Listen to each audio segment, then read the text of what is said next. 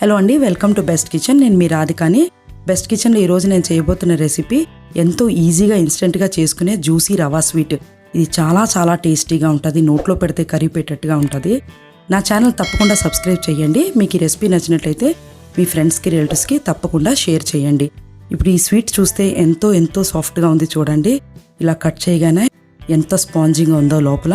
ఇది చాలా చాలా టేస్టీగా ఉంటుంది. దీని తయారీ విధానం, కావాల్సిన పదార్థాలు ఇప్పుడు మీకు చూపిస్తాను. ప్రాసెస్లోకి వెళ్దాం.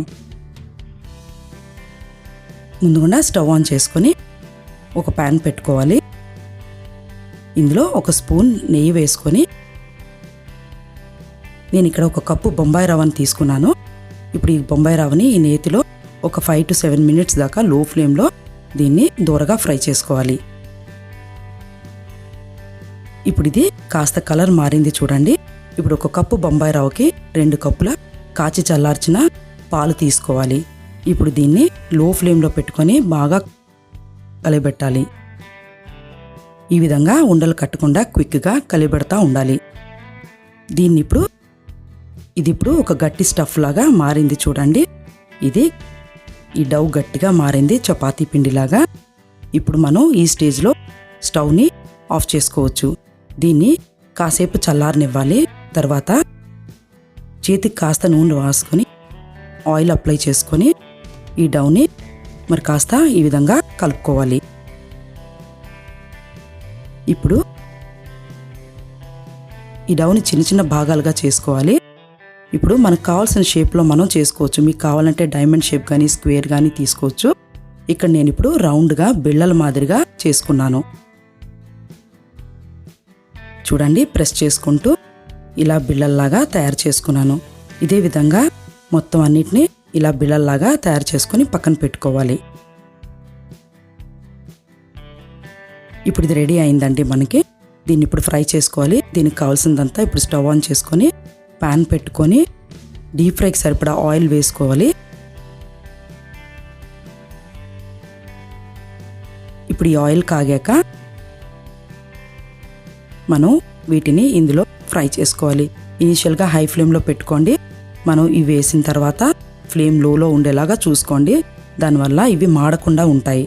ఇప్పుడు ఇది లో ఫ్లేమ్లో పెట్టుకుంటూ దీన్ని 5 నుంచి 10 నిమిషాల దాకా, 5 నుంచి 7 నిమిషాల వరకు సరిపోతుందండి టైము. ఇవి వేగిపోతాయి. ఇంతలోగా మనం వేరే స్టవ్లో ప్యాన్ పెట్టుకొని ఒక కప్పు రవ్వకి నేను 1 కప్పు పంచదార తీసుకున్నాను. దానికి 1 కప్పు వాటర్ వేసుకోవాలి. మనం ఈ విధంగా వాటర్ వేసుకొని దీన్ని సిరప్ లాగా తయారు చేసుకోవాలి. సేమ్ మనం గులాబ్ జామ్ సిరప్ తయారు చేసుకునేటట్టుగానే దీన్ని కూడా తయారు చేసుకోవాలి. మరీ పల్చగా ఉండకూడదండి పాకం. కప్పు పంచదారకి కప్పు నీళ్లు వేయాలి. అప్పుడు సిరప్ అనేది కరెక్ట్గా ఉంటుంది. అందులో ఈ యాలక్కాయల పొడి వేసుకొని ఇప్పుడు ఒకసారి ఈ విధంగా కలుపుకోవాలి. ఇప్పుడు వీటిని చూద్దామండి. ఇప్పుడు వీటిని మనం తిప్పుకుందాం. రెండో పక్కకి ఫ్రై అయ్యాయి గోల్డెన్ కలర్లో. అంతేనండి. ఇప్పుడు 7 నిమిషాల్లో ఇవి ఫ్రై అయ్యాయి, రెడీ అయ్యాయి. వీటిని మనం ఒక బౌల్లోకి ఈ విధంగా తీసుకోవచ్చు. ఇప్పుడు ఇదే మాదిరిగా మిగిలిన బిళ్ళలన్నీ ఫ్రై చేసుకోవాలి. లో ఫ్లేమ్లో ఫ్లేమ్ అడ్జస్ట్ చేసుకుంటూ ఫ్రై చేసుకోండి. ఇప్పుడు ఈ సిరప్ అనేది కూడా మనకి బాయిల్ అయింది. ఇందులో కావాలంటే కాస్తంత మనం ఫుడ్ కలర్ యాడ్ చేసుకోవచ్చు. మీకు వద్దనుకుంటే స్కిప్ చేసుకోవచ్చు. ఇప్పుడు ఈ వేగిన ఈ బిళ్ళల్ని, రవ్వ బిళ్ళల్ని మనం ఈ షుగర్ సిరప్లో ఈ విధంగా వేసుకోవాలి. అంతేనండి. ఎంతో ఈజీగా ఇన్స్టెంట్గా తయారయ్యే రవా స్వీట్ రెడీ అయింది. మనం ఇవి ఒక 5 నుంచి 10 నిమిషాలు సేపు ఉంచితే సరిపోతుందండి. ఈ బిళ్ళలు ఈ సిరప్ని చక్కగా అబ్జార్బ్ చేసుకుంటుంది, స్వెల్ అవుతాయి. చాలా చాలా జ్యూసీగా, చాలా చాలా టేస్టీగా ఉంటుందండి. మనం ఇలా బాదం ఫ్లేక్స్ తోటి వీటిని గార్నిష్ చేసుకోవచ్చు. అంతేనండి. ఎంతో క్విక్గా, ఈజీగా చూశారు కదా, ఎంతో క్విక్గా మనం తయారు చేసుకున్నాం.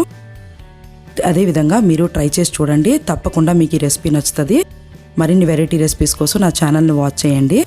Thank you for watching.